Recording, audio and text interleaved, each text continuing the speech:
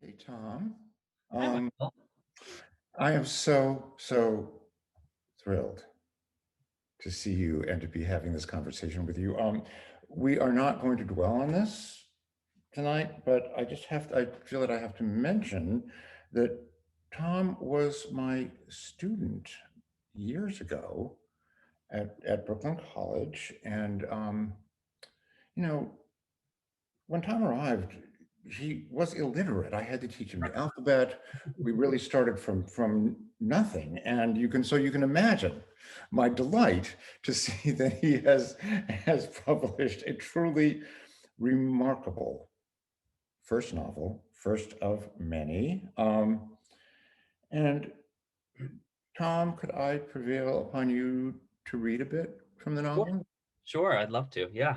Um, Thank you, Michael, for being here tonight. It's such an honor and a thrill, and thanks to Books Are Magic for hosting this. So I'm going to read from the beginning of the second chapter of the novel, and the only information you need to know from the first chapter is that the first chapter begins in 1968, and it's the story of Beate Haas when she's 12 and she and her parents are defecting from East to West Germany. And so then chapter 2 jumps to 1990, and you will soon find out it's from the point of view of one of Beate's now teenage children. Chapter 2. Michael and Adela got home to find their father gone. His books swept off shelves, closet empty apart from a button down and a pair of fancy shoes, remnants of the teaching job from which he'd been fired. Dust lined the closet floor. Ein Wunder, Michael said, a miracle. Because after years of Dad's sulky pronouncements, after fights with their mothers where he howled that he was leaving but never did, he finally took action. Michael grinned. He grabbed Dad's shirt, pointed to the shoes with his chin. Adela picked them up and followed. Where are we going? She asked, annoyed as she usually had to say on their wheres and whys. Can it be a surprise? Michael asked back. They walked to the lot behind the Grand Union. The rumor, for as long as they could remember, was that it was going to be turned into a park, but no park appeared, only collages of bottle caps and cigarette butts, and a car left there so long that squirrels now lived in its engine. Michael, 13, Adela underneath him by a year and change, moved past all this. Stopping at a patch of dirt, he tried to dig a hole. Isn't the ground a block of ice? Adela asked. Don't they bury dead people in winter too? Michael answered. A game of theirs was to speak only in questions. Their record was 38. When hacking at the ground did nothing, Michael covered Dad's shirt and shoes with swaths of leaves, reminding Adela of a story they'd been obsessed with a year before about a dental hygienist who left her office late one night and disappeared. It had been a staple on the evening news. Search parties scouring forest, a befuddled sheriff who leaned too close to any microphone he talked into. When the woman's body was found in a spot like the one they stood in now, she was covered in what Michael had called a bikini of leaves. Janet DeMarco, he said, invoking her name. For a minute, Adela worried he could read her mind. They left the vacant lot and Michael turned quiet. Passing the convenience store where their mother sometimes worked, he blew into his fists. 2 blocks more and his ears brightened to baloney pink. Michael stopped. He pulled on Adela's sleeve. He's not coming back, he asked. Dad's most muscular annoyance was reserved for Michael, whom he saw as too girly and too afraid, too confused by what should have been easy. Why didn't you wear gloves? Adela said. Maybe Dad took those too, he answered. When she asked Michael if he wanted to head home, he shook his head. He was short and scrawny with large eyes that were often tearing up or bugged out for comic effect, wild hair that various gels failed to tame. Come, Adela said. They moved out of town, into the woods where they taught themselves to climb trees and once were certain they'd spotted a bear. Branches scraped their shoulders. Michael lifted himself into a towering pine, moving up the tree with the ease of climbing a ladder. Adela kept track of him via the whites of his sneakers, his hands stung with sun. Then he was gone. Branches he'd stepped on shivered. No other sign of him existed. After saying Michael's name twice without an answer, Adela hoisted herself into the tree, kept going until she could see sky. She imagined him gone, not as Dad was, sleeping on his friend Raymond's pullout, but like Janet DeMarco or their recently dead grandfather in the open casket Dad had forced them to linger in front of at the wake, telling them over and over, wish him a proper goodbye. Michael, Adela repeated. She pushed a bough from her face, her stomach hot, and nodded. From her perch, Adela saw roofs, the frozen river. Janet DeMarco, she said. Again, a voice whispered. Janet, she said again, DeMarco. Polo, the voice answered. What? DeMarco Polo, Michael said, and she heard him laugh, saw him folded into a crook of the tree like another of its branches. Sap stuck to Adela's gloves. You're an asshole. Her brother nodded, his laughter so loud it echoed. As Michael moved to stand, his feet slipped and he began to fall, pinballing past branches he'd just climbed. His feet kicked, his arms flailed, boughs hissed as he flew past them. Adela stared at the ground, waiting for him to slam against it, her brother dead or paralyzed, either state her doing. But then his hand caught a branch, stopped him as abruptly as he'd begun.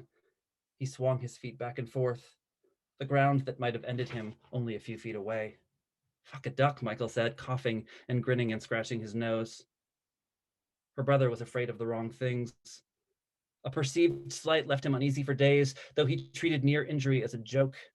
As his laughter rose to a whinny, as he swung back and forth and clicked his heels, Adela worried he'd turn dumber now that Dad had left them. She climbed down the tree, darted out of the woods and onto the frozen Hudson. She slid across its ice until frigid wind erased any thought of Michael dead or stupid. As Adela glided under a railroad bridge, Michael caught up with her. She tried to move faster, but he stayed in the periphery. He pointed a leg behind him, grabbed her scarf to steer her to a stop. After a comically bad spin, Michael lay on the ice. He folded his hands behind his head as if it were the most pleasant experience. Aren't you going to join me? Michael asked. Though he presented himself as a joke, there was worry he tried to cover. Maybe it hit him that he'd come close to real injury, Michael afraid that he hadn't been afraid. His brow tilted toward her. Isn't your ass freezing? Adela asked. Michael listed other frozen body parts. Adela lay down next to him. Michael scooched until their shoulders touched, and Adela understood then that he knew he'd been stupid, that he was asking her to forgive him. She pushed her shoulder into his until he pushed back, and leaning against each other turned into a game. They got home to the German lady making dinner. They called their mother that behind her back or when she wasn't paying attention. Thought you were working tonight, Adela said. You can't just scare a person, the German lady answered. She leaned into the stove, which took up much of their tiny, grease-marred kitchen. The German lady was tall and meatless, a mirror to Adela except for the straightness, the blondness of her hair. Steam dampened her face. She looked younger than her 34 years. Sitting down, their mother moved food around her plate in lieu of eating.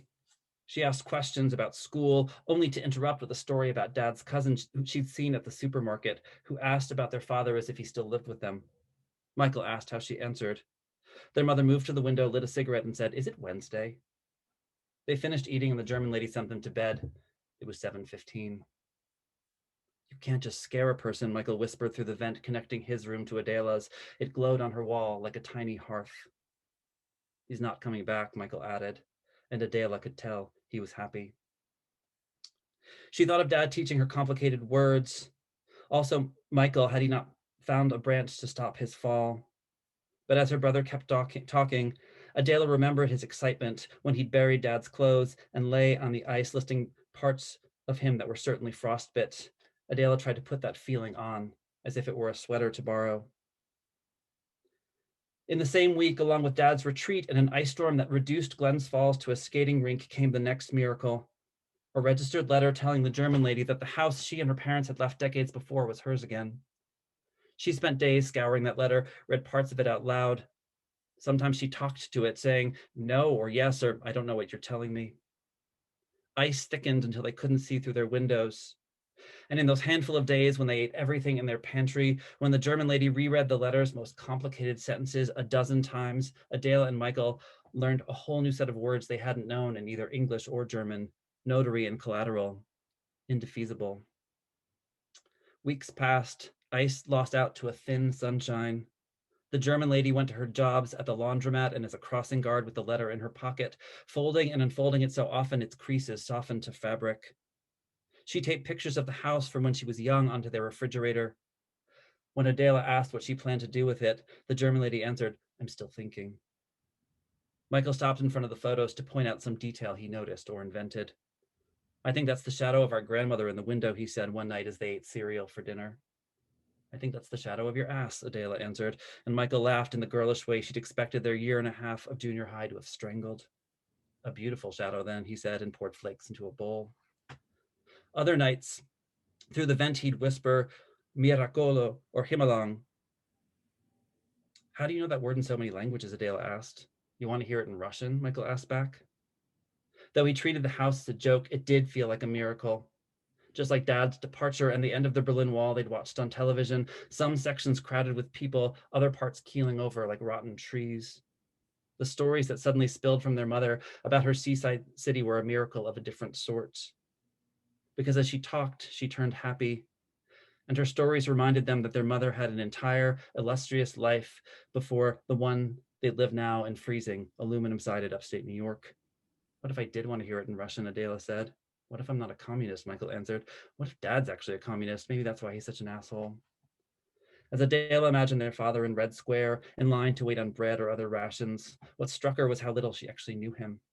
He was a presence, a few emotions she either appreciated or avoided. But if someone had asked what his favorite color was, she'd have no idea.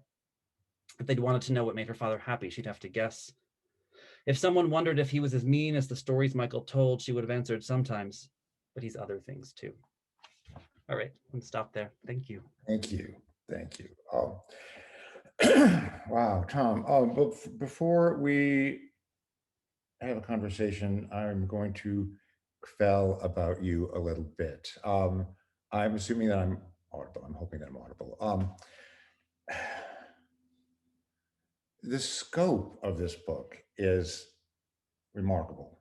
In a first novel or any novel, it is not only about human beings, specifically human beings across generations that sort of complicatedly and fabulously intermingle so that inadvertent act on page 10 has repercussions on page 250.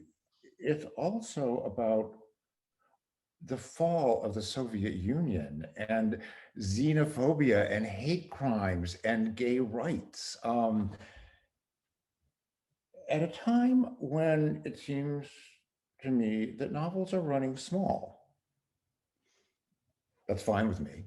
But most of us are writing about our lives, what's around immediately around us, and it's rare to see a book in 2021 of this ambition and this scope and scale.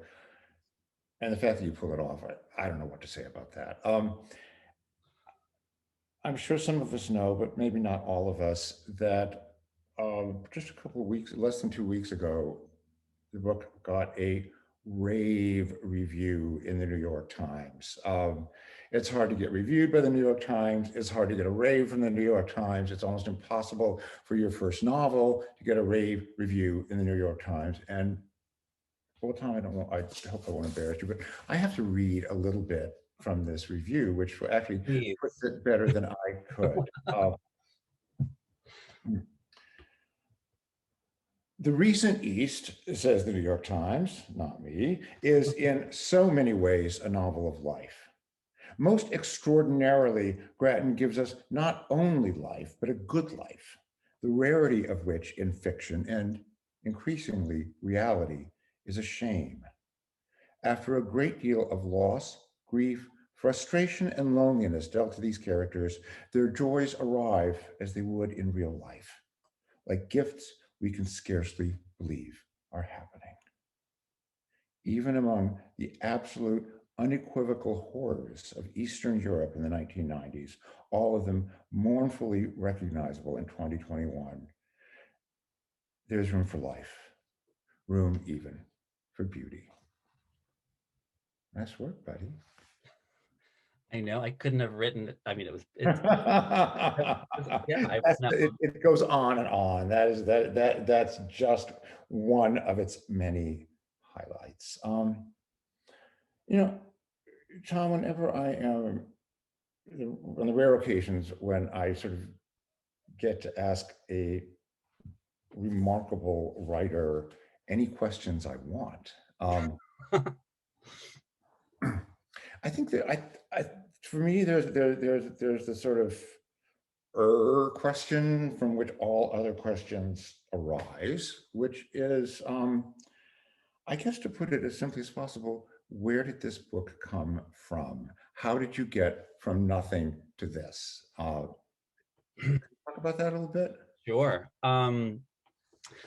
Well, first, it took a long time to get from nothing to this, like, and a lot of so many pages that ended up not being necessary, or but the genesis of the story came from a little bit of my family history. My mother was born in East Germany.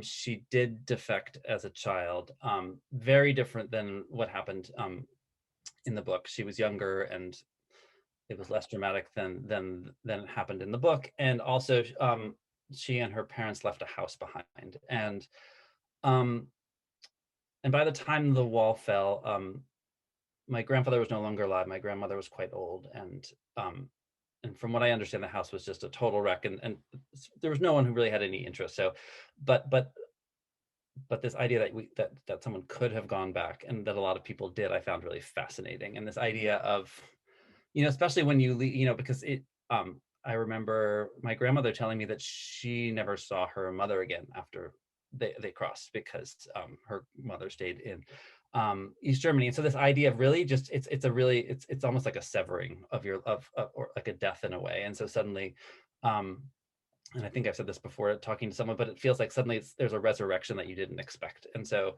when suddenly this place is available to you again. So I was really fascinated by that, and this idea of leaving a place you think you're leaving forever, and then having this opportunity to come back at some point in this sort of surprising way.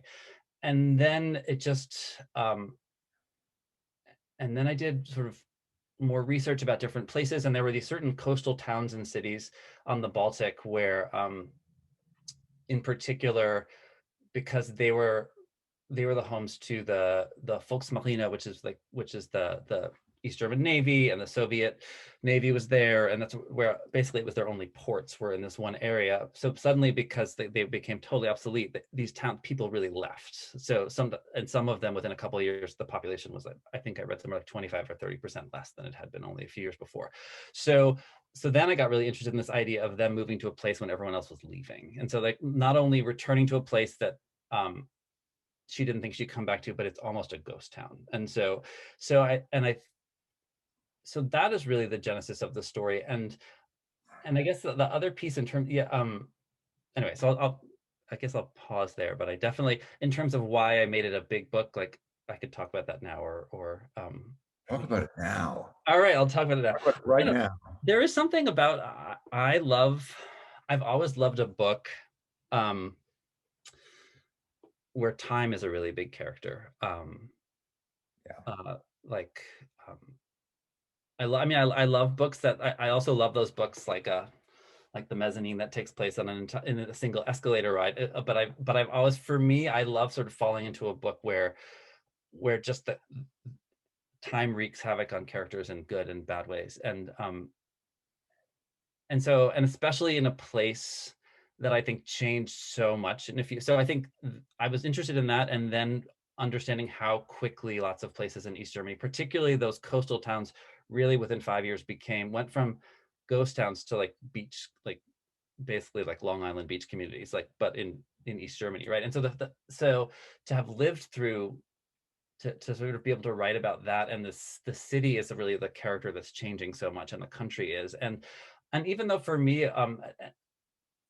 it was very much sort of about the characters, and history kept sort of invading their lives, I still felt like the pieces of history were really important. And I don't think I would have tackled it as a big novel if these moments when neo-Nazism or anti-Semitism, or all these different pieces that are still alive and well, sadly, in Germany, and particularly East Germany, if they didn't sort of rear their heads periodically. But so I think in a way it's almost Beate and sort of leaving initially and then going all the way to the States with her family. I think there was just almost like trying to escape history and then returning, but sort of the way this it being inescapable. So then for me, the timepiece became really interesting, and the city changing, but also the characters changing. So I always really wanted.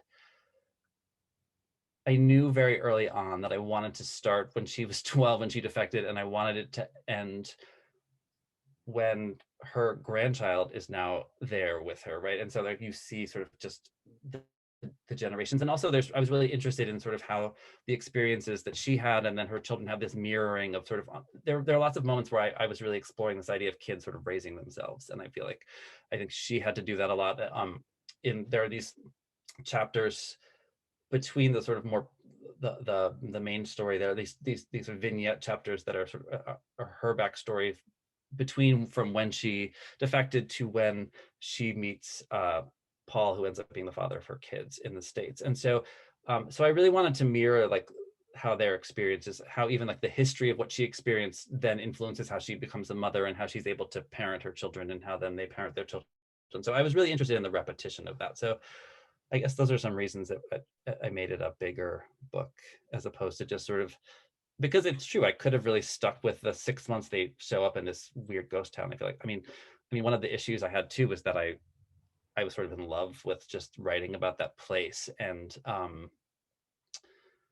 in early drafts I had so one of the things that Michael does is that because there are all these people who've sort of quickly left, they've sort of left things in their houses, like old pieces of furniture and stuff they don't want. So he goes into these empty houses and sort of is pulling them out. He finds this weird dolly and he's just like roaming around this half empty city with his dolly, filling it with furniture. Um, and in early drafts, I had so many. I thought that was the coolest thing. And finally, I have a couple amazing, and most of my readers actually are people from the Brooklyn College MFA, my class, my amazing class. And a few of them were like, yeah, 10 pages of that is cool. 35 pages, come on. So like there was this, I fell a little in love with this world I was building because it just felt really cool to me. So like a lot of the process for me ultimately became about what to take out, really, because I could have, it's still a long book and it could have been so much longer. And it was longer when my agent signed on to work with me, and it was longer when my editor signed on to work with me. So everyone basically was like, no, we need to take things out, because I really was so in love with this sort of the bigness of it. I just have to say that you were a member of a really extraordinarily gifted class. I understand that you have kind of stayed together, and I just, whoever is listening from that group, I just want to send blessings and love to all of you. Um, it's been a while, and really, at a SWAT team of brilliant writers, you have not been equaled in my experience. Um, multiple, I would say there are probably four main characters and countless vitally important, I guess I'll say secondary characters. Um, it's a large population, and I think it would be difficult to say, certainly to identify any one character and say it's a book about this person and then some other people that this person knows. And Right. that, as you and I and others know, is an incredibly difficult thing to pull off. First, in its simple nuts and bolts aspect, how do you write about all these people and avoid, as you do, any feeling on the reader's part that, oh God, now we're with this person again. I can't wait until we get, you know what I'm saying? Yeah. Talk a little bit about how you, even if it's just how, how you wrote sequentially, how did you keep all those characters this vivid and alive in your own mind so that they remained so on the page? I mean, it was it was it was easier for some characters than for others, but for again, I think in the early drafts, I think I really suffered from having certain secondary characters play even more substantial role. So, I mean, a lot of it is trial and error. I mean, some of it was just intuitively I understood that it felt like Beata, Michael, and Adela were the three, and then Peter sort of he kind of emerged later, who's the grandson, and then Udo also. So then I'm like, well, then there's Udo, and then there's Liesel. So there are all these people, but uh, because it was the family, the sort of the immediate family, like I really focused on them initially, and so that was really it was helpful to sort of have those three to really focus on, and yet I also the father was in the early drafts. He played a much bigger role. I mean, so then it was sort of just writing a lot. I will say the first it wasn't even a draft. I just when I first started, I was like, I'm just gonna have this document, and I think it was more than 1,000 pages of just it was just notes. It was so it was there was no order. I mean, the chaos of it. It kind of freaks me out thinking about how chaotic it was because I was really just I wasn't sure exactly. I knew what the premise was, but sort of where it was going exactly. I had a lot of figuring out to do. So some of it was trial and error, and then a lot of it was just once I had a draft and I had some really great readers on my first draft. They were sort of able to say sort of these are the things that we loved, and so I could figure out where to sort of keep building. And I also and then there was some subtraction I had to do. Actually, Adela she became a smaller character in the final book, that she was partly just because I had to send her away. Like I had to almost just I had to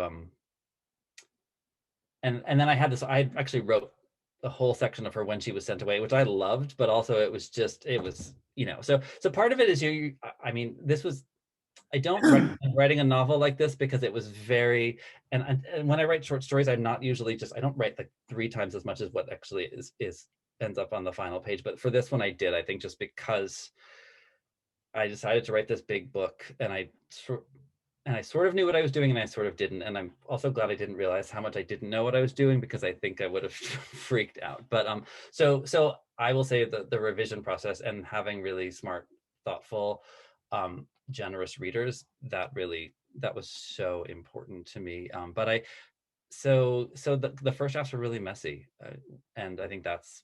But I think Michael and Beata and Adela, I knew, like, because I knew that the three of them, and then also Udo felt important for lots of reasons, um, both because certain plot things happen. But there was something, as complicated as he is, and as like crappy as he is in certain moments in the book, there is like I had a lot of love for it. Maybe it's I really fell for the characters. Maybe that's, I don't know. I was really like all of them, every single one. I was just I had great affection for, and that's really important, obviously. But I really I was obsessed with them for years. I would just like go for a run and be like, well, what if maybe she doesn't, just think about them. I'd just be like, Michael, what is he doing now? Like it was a little bit of an obsession. Yeah. You know, Tom, there are a lot of remarkable books coming out daily about queer lives, often but not necessarily by queer writers. But I feel like it's relatively rare, not unknown, but relatively rare to read a book in which there is a prominent gay male character, in this case, whose queerness is part of the bigger picture. I wouldn't say this is a queer book. I wouldn't say that may not be a meaningful distinction, but you know what I mean. Mhm. Um, that that it I didn't feel that Michael's sexuality or sexual identity was in any way compromised or given short shrift, but it does fit effortlessly into a world in which one's queerness is simply one aspect. And I was really fascinated by that. Is that something you could talk about a little bit? Sure. I guess for me, there was something, um, I think about a lot of amazing queer novels that I've read, um, where the sort of the coming up process is kind of both dangerous and terrifying. And while there are moments of that for Michael, I felt like the move to this place, this weird city that he ends up in, becomes so liberating for him that he really just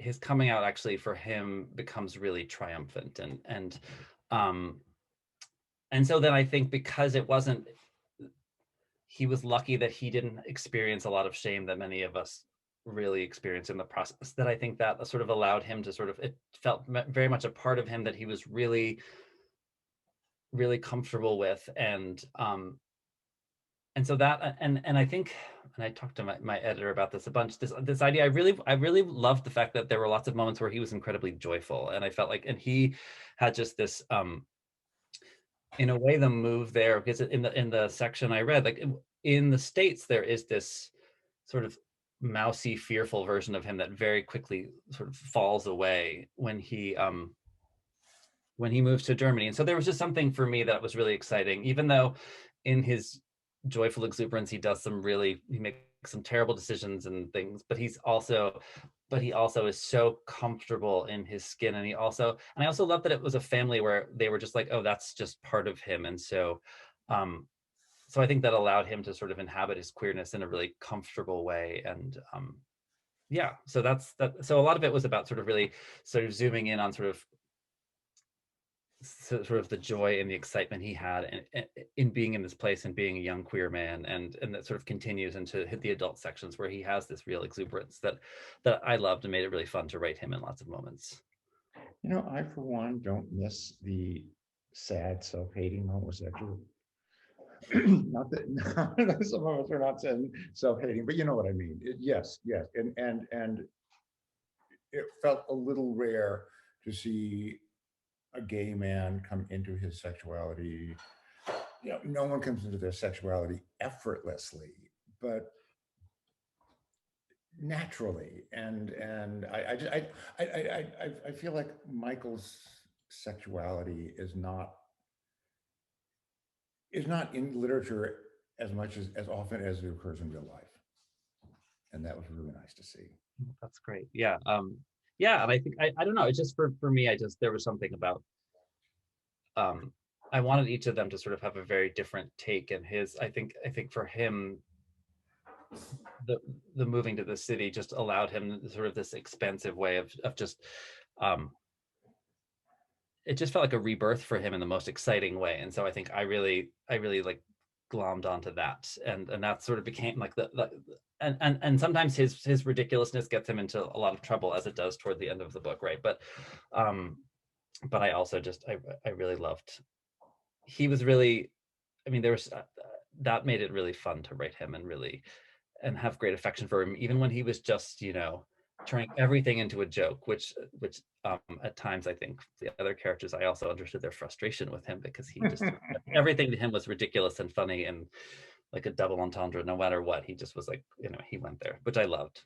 So And yes, and I think it's important that people who have not read the book know that it is so complicated, so intricately tragic and funny, sometimes in the same sentence. And that is yet another of its marvels. I hope we could talk a little bit, Tom, about mhm.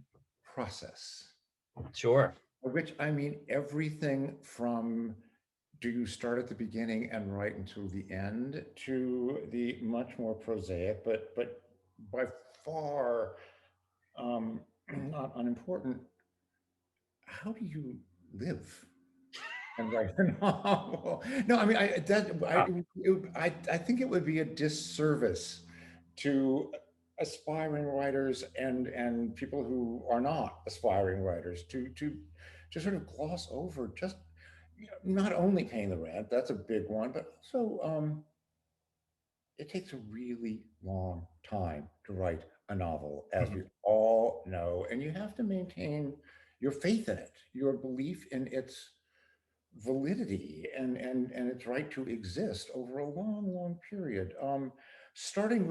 Starting from whatever end of that question you choose, could you talk about that? Sure. All right, so I'll start the process. So I did have that sort of messy document of whatever it was, and then after that just was so overwhelming that I did actually, once I'd done all that writing, I created an outline that, just so I'd have it, and then I kept deviating from it. Um, so in the first draft, it was really just trying to sometimes it was just having all like a plot model, like a very this outline document that just was like what almost the events, because I had to sort of do that. Um and then with other aspects, like when I started to, so in the first draft, a lot of the vignettes that Beata of her childhood, they were backstory that were woven into actual sort of the main chapters, and it was really bulky and clunky. So then I decided to create those, and then so those were totally separate. So I wrote those. They pulled them out of the document. They were each of their own document. So I sort of had the main story of her with her children that I was really working on pretty chronologically, and then I had these separate pieces. And I had actually written more of those, and if we got rid of a couple of those in the process of this, and then making sure you have really smart and thoughtful readers. I will say one of the things that kept me going is having this writing crew, my Brooklyn College people who really, like I remember the day before I was going to show my first draft to anyone, to my friends, Anne Ray and Marie Bertina, like I was freaking out and I was just like, it's not ready, blah, blah, blah. And I was texting them, I'm like, not sending it. And they were like, we're meeting you at a bar tomorrow at 5 o'clock. You have to show up with the pages. Like they were kind of like, they were just like, you're being ridiculous. Just show up and they will buy you a drink. And so kind of you have, for me, I think it's really important, and not just cheerleaders, but also people who are like, I love this part of the book, but this part of the book isn't working at all, right? But it comes from a place of love and understanding what you're trying to do, and from a place of genuinely wanting you to make it as good as you can make it. So I feel like I was so lucky to have, and I am so lucky to have this amazing group of people. And they like I couldn't have so let it be messy at first, have really great smart readers who really have your back.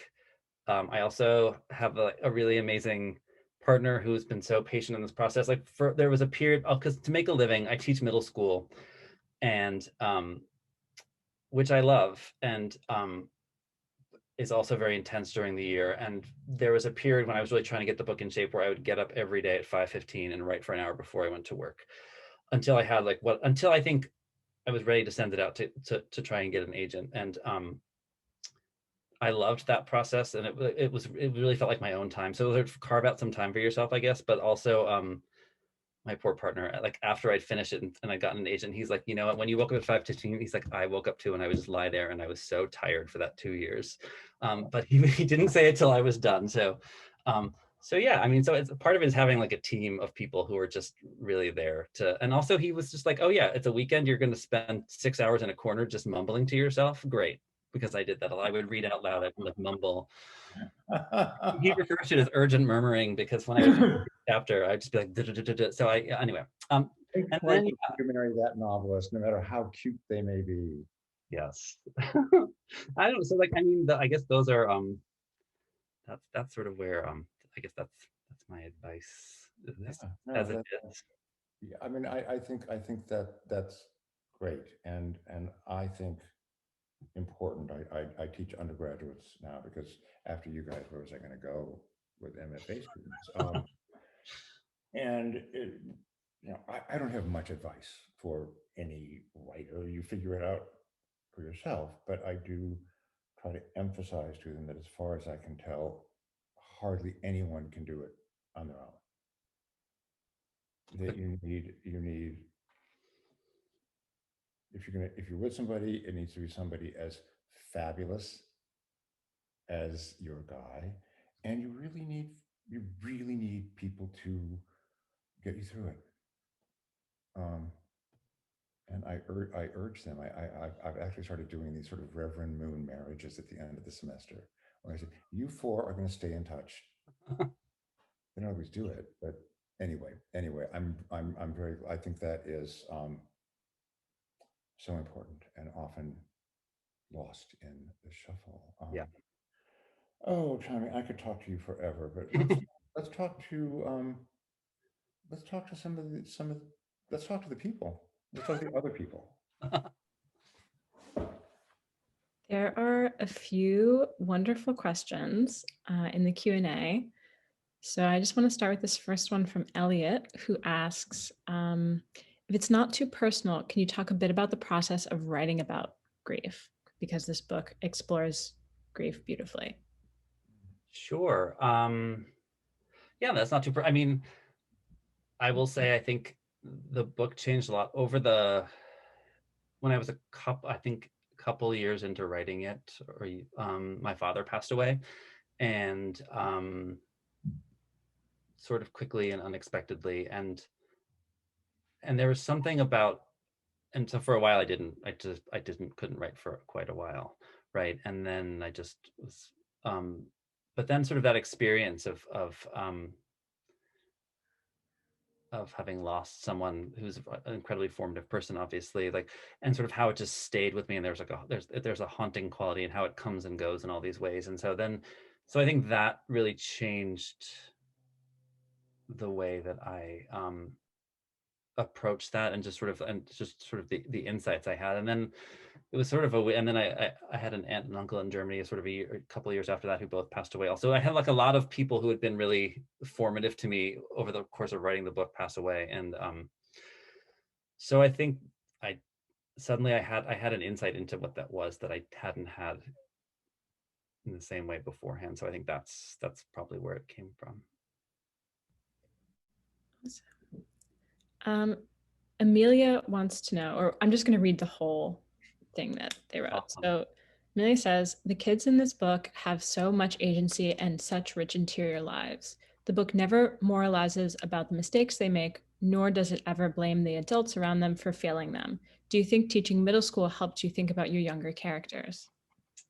I mean, probably, sure. I mean, because I spend so much time with them, and um, and they're really funny and smart and ridiculous, and sometimes they make big mistakes, but they're also, you don't love them any less, right? When they're just like, oh, we're gonna, um, I'm not gonna out any of them for any of the things that I was about to be like, no, don't do that. That's terrible. So, but yeah, and so I work at this sort of small progressive school, and in pre-COVID times we have a farm up in the Catskills, and so I spend a couple of weeks out of the year up there with them at this farm. I feel like you see, and they're like living together for 5 days in a row, and so you see all like their amazingness, but also their like all their complexity. So yeah, I'm sure there is something about that. Yeah, and yeah, I mean, I feel like all the characters make all kinds of mistakes, which I think makes them interesting. So I feel like, but I wasn't really interested in moralizing, so I'm glad it didn't come off as that, because that's not what I wanted. So great. Yeah. Kat wants to know a little, if you could talk a little bit more about the concept of nostalgia. Sorry if I'm pronouncing that incorrectly. She says it's been mentioned in a few reviews of the book, and she just wants to know if you could talk about it because it's such a unique concept to this region and time period. Yeah, I mean, I'm not an expert, but so a lot of my understanding is through a little bit some of the reading I've done, and just sort of having talked to people who lived in the East at the time. But yeah, I think I in a way it's I'm trying to think of how to describe it. That's a great question, and I'm feeling unprepared as to how to answer it. So I think because it was such a sudden shift from a country becoming splitting and then reuniting, I think there was like this sense of before and after, and and in some of the reading I've done and talking to some people, this real idea that almost you're haunted by, if you had family members and suddenly you couldn't see them anymore, or then you're haunted, and you sort of talk about them as if this separation just happened, even though it happened 20, 30 years before. And so there was one line that I wrote where like sort of time sort of has like for Eastern people has like the flatness of a single page, because they sort of feel like the world, a huge part of the world was cut off for them. So in terms of that's a lot of what I mean, and it's true. And I in one of the blurbs someone had mentioned that too, and it's not something I really have actually studied a lot outside of just some of the books I read and some of the conversations I had with people, both in my family, but also just in doing a little research about the book. So that's a little information, but I will come up with a better answer. You know, this is a sort of unfun fact, but I learned that I was in Germany a while ago when we were traveling, and I somehow didn't realize that not the literal wall, but the wall went up like one day, all of a sudden, which I hadn't thought of. There were rumors about it, but then you had gone to visit the neighbor and you were on the wrong side of the line, and that's where you stayed for the rest of your life. Woof. Yeah, and I think because where my mom was born she was not born, she was born in a city called Magdeburg, which is about 45 minutes, and I think she might be watching. So mom, if this is wrong, please write in the chat, like, what are you talking Tom's mother, I just want to say you did a really good job. about? I'm sure I can't imagine he was easy, but he turned out very well. I was the easiest. But in their region, the border was very porous for a long time. So when she has had two older brothers who are significantly older, like 15 or 16. And I think this is true, that my grandfather couldn't get fake passports for all of them. So they snuck through the woods. So like there were certain parts of, like, so in Berlin, I think the wall went up really quickly, but in the regions where the book takes place, I think that was a much more gradual process. But yeah. Okay. I think this is a great one to end on. David wants to know, what books were your touchstones as you wrote this novel? Um, If any, I guess. No, there were tons. There were tons. And it's funny because some of them, one of them that sort of became my biggest touchstone was one I didn't read until I was really far along in the process, which is a book, Visitation by Jenny Erpenbeck, who's a German writer, and it's the whole novel is about a house in a like on a lake not too far from Berlin. It's like 60-year story of the house. So all these things happen in that. Like, so history sort of come, and these different owners come and go, but it's really just, it's the story of the house. That was definitely a huge book.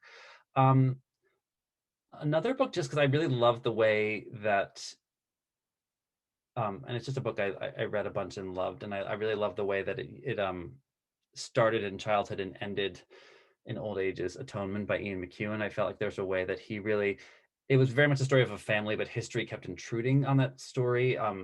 So it's very different, but that's a book that I just loved. And so I feel like I was definitely thinking about that. So those are a couple, yeah. And there are a bunch more, I'm sure.